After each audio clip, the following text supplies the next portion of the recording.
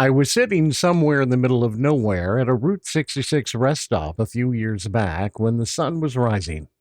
My gas station coffee from the pilot truck stop long since gone cold in my cup. My radio lost its signal, and just for a second, I just sat there and I watched the light of the sky change. Nothing dramatic, just another morning showing up on schedule, like it always does. I took a moment to reflect on Scripture as chaplains do. I remembered the reading Lamentations 3:23 that read, "His mercies are new every morning. Great is his faithfulness." I used to read that and think it was just a nice thing to put on a coffee mug. I also remember seeing it written on the wall of a church hallway down from the kids' playroom. As I sat there in my truck watching the sunrise, it hit me different.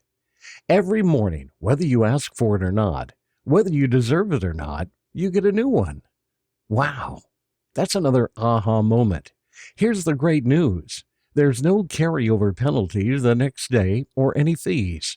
No penalty for yesterday's mess. Just his gift showing up again. You don't have to sit in a pew to know what that feels like. It happens all the time. Maybe it's after a fight with someone you love and you wake up and the coffee still smells the same and the dog still needs to go out and somehow the world just keeps being kind enough to start over with you. Maybe it's after a bad diagnosis or a job loss or a night you can't even talk about yet. And yet, the sun comes up anyway, indifferent to your heavy chest. That's not indifference, though. That's mercy. It doesn't ask if you earned it. Grace given to you. I've met travelers on the Mother Road and see a lot of them walking around waiting for permission to start over, including myself, trust me. I laugh out loud sometimes when I envision there's a form to fill out, like a certain number of good days you have to bank before you're allowed to receive a fresh one. I know. That's not how grace works or how mornings work. That's not how any of this works. The slate gets wiped whether you feel ready or not. All you're asked to do is to walk into it. You don't need a church background to know what a second chance feels like. A beautiful sunrise and a new start to a new day.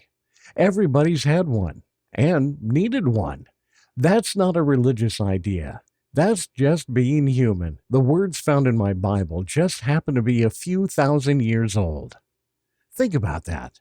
Somebody wrote them down because they noticed the same thing I noticed at a rest stop. If I were standing in front of you right now, here's what I'd say to you this morning. Whether we were in a sanctuary, at your kitchen table, or you're in the passenger seat of my truck somewhere between exits. Whatever yesterday cost you, relax, it's paid. Whatever you got wrong, it's not following you into today unless you drag it there yourself. You get a new one. Take it. That's it. That's the whole sermon if you want to call it that. Just the man on the side of the road noticing the sun still coming up.